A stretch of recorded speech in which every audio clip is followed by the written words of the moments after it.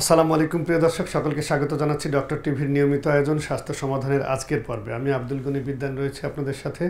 দর্শক, আজ আমরা একটি গুরুত্বপূর্ণ টপিক নিয়ে আলোচনা করব, অর্থাৎ মানুষের টিউমার শরীরের বিভিন্ন জায়গায় হতে পারে, কিন্তু তার মধ্যে ব্রেনে হলে সবচেয়ে গুরুত্ব দেওয়া হয় এবং ভয়ের কারণও বটে। তাই এই ব্রেন টিউমার নিয়ে আজকে আমরা প্রাথমিক করণীয় চিকিৎসা, আধুনিক চিকিৎসা ইত্যাদি বিষয় নিয়ে কথা বলবো। আর এই প্রসঙ্গে আলোচনা করবার জন্য স্টুডিওতে আজ আমরা আমন্ত্রণ জানিয়েছি বাংলাদেশ মেডিকেল বিশ্ববিদ্যালয়ের সহযোগী অধ্যাপক, প্রখ্যাত নিউরোসার্জন ডক্টর রুহুল কুদ্দুস বিপ্লব স্যারকে। চলুন শুরুতে স্যারের সাথে পরিচিত হই। আসসালামু আলাইকুম স্যার। আসসালামু আলাইকুম। ওয়ালাইকুম সালাম, কেমন আছেন? আছি আলহামদুলিল্লাহ, ভালো আছেন। স্যার, শুনছিলেন যে আমাদের আজকের আলোচ্য বিষয় ব্রেন টিউমার। ব্রেন টিউমার এই রোগটাকে এত গুরুত্ব দেওয়ার কারণ কি?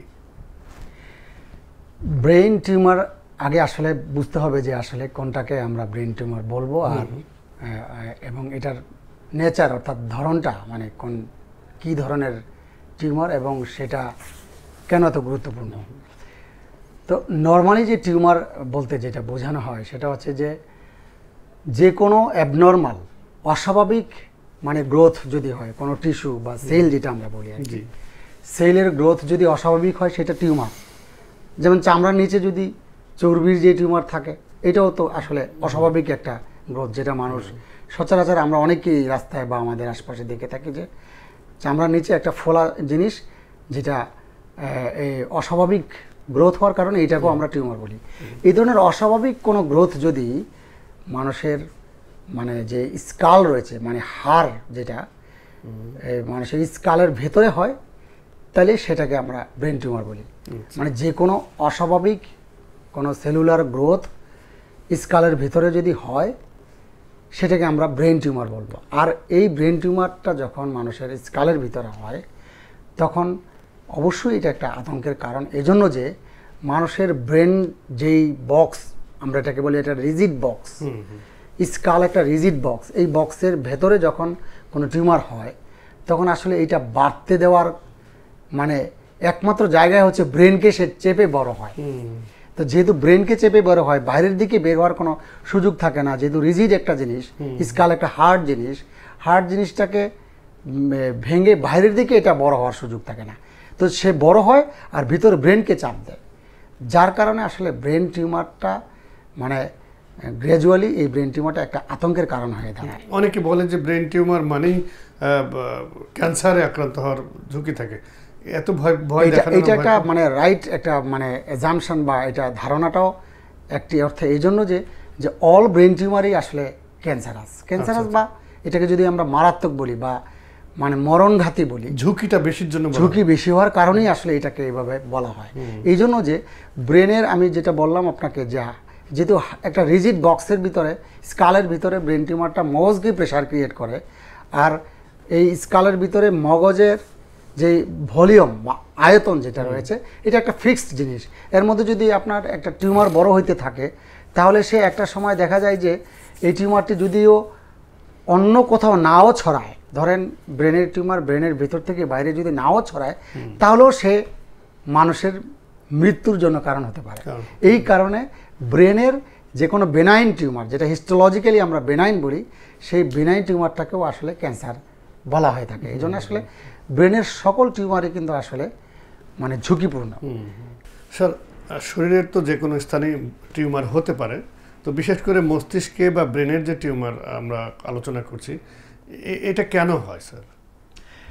ব্রেন একটা চমৎকার কোশ্চেন যে আসলে কি কারণে আসলে ব্রেন টিউমারের খুব স্ট্রেট ফরওয়ার্ড কোনো কারণ আসলে নাই। তারপরও কিছু জিনিস রয়েছে, যেমন ধরেন আপনার জেনেটিক কিছু ব্যাপার রয়েছে। তো জেনেটিক ব্যাপারের মধ্যে যেমন নিউরোফাইব্রোমেটোসিস, এরকম কিছু যেটা রয়েছে, সারা শরীরের কিছু টিউমারের কারণে ব্রেনের ভিতরেও একটা টিউমার হবে, এটা হলো একটা সিনড্রোম বলি আর কি। তো এই জেনেটিক কিছু ডিজিজের কারণে ব্রেনে টিউমার হতে পারে।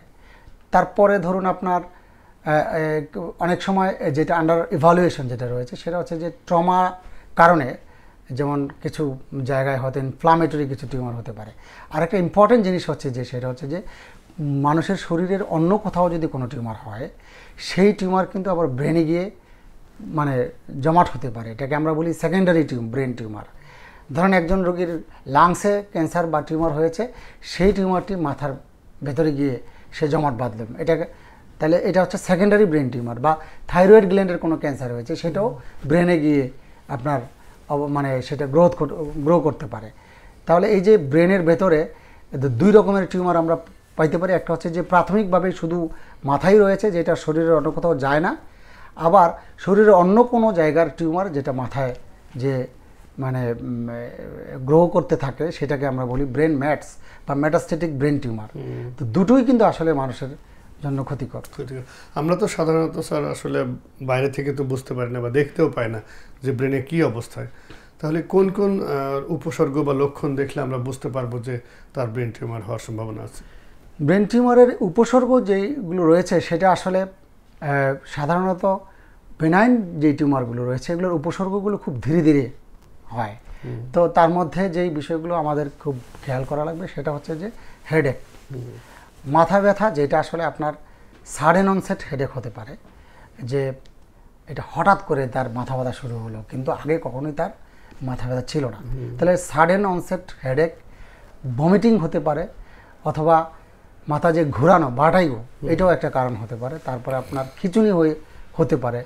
খিঁচুনি হলে আমরা একটা রোগীর জন্মগত খিঁচুনির ইতিহাস ছিল না, কিন্তু হঠাৎ করেই যদি রোগী বলে যে আমার খিঁচুনি হচ্ছে, একটা অ্যাডাল্ট একটা মানুষ যদি বলে যে আমার খিঁচুনি হচ্ছে, অথবা কোনো একটি সাইড যদি তার প্যারালাইসিস হয়ে যাওয়া, শক্তি কমে যাওয়া, রাইট অর লেফট সাইডে যদি শক্তি কমে যায়, তারপরে কানে সেই শুনতে যদি কোনো মানে সমস্যা হয়, কানে শোনাতে বা কানের মধ্যে বিভিন্ন মানে ঝিঝি পোকায় ডাকা নয়েজ হওয়া, যেটা এরকম যদি হয়, তাহলে কিন্তু আসলে আমরা এটা একটা ব্রেন টিউমারের লক্ষণ হিসাবে, কানে শোনা কানের হিয়ারিং লস। তারপরে আরেকটি বিষয় হচ্ছে যে চোখের যে দৃষ্টিশক্তি গ্র্যাজুয়ালি কমে যাওয়া, অথবা এক চোখে মানে তার দৃষ্টিশক্তি চলে যাওয়া, 2 চোখে ঝাপসা দেখা, বমি হওয়া, খিঁচুনি হওয়া, এগুলো হচ্ছে আপনার ব্রেন টিউমারের ফিচার। যদি ব্রেন টিউমারটা যদি বেনাইন হয়, ক্যান্সারাস না হয়, তাহলে এই ফিচারগুলো একটু লং স্ট্যান্ডিং হবে, দীর্ঘদিন যাবত হতে থাকবে। আর যদি এটা ক্যান্সারাস বা র্যাপিডলি গ্রোয়িং, মানে খুব দ্রুত ব্রেন টিউমার বড় হয়ে যাচ্ছে, তাহলে দেখা যায় যে খুব দ্রুতই আপনার এই ফিচারগুলো প্রকাশ পায়। স্যার, এবারে আমরা একটু চিকিৎসা সম্পর্কে তথ্য জানবো, যে এই রোগে বা এই সমস্যা হলে কি কি ধরনের চিকিৎসা আপনারা দিয়ে থাকেন? ব্রেন টিউমারের এখন আমাদের আধুনিক বিশ্বের সকল চিকিৎসাই আমাদের বাংলাদেশে ব্রেন হয়ে থাকে। তার মধ্যে আসলে ব্রেন টিউমার চিকিৎসা যাওয়ার আগে আমাদেরকে ব্রেন টিউমারটা ডায়াগনোসিস করতে হয়, শনাক্ত করতে গিয়ে আমরা এখন উন্নত প্রযুক্তির যেই রেডিওলজিক্যাল যে ফিচার মানে ফ্যাসিলিটিসগুলো রয়েছে, সেই ফ্যাসিলিটিসগুলো আমরা ব্যবহার করতে পারি। সিটি স্ক্যান, এমআরআই, এগুলো করার মধ্যে সিটি অ্যানজিওগ্রাম ইত্যাদি করে আমরা একটা ব্রেন টিউমারের ডায়াগনোসিসে আসতে পারি।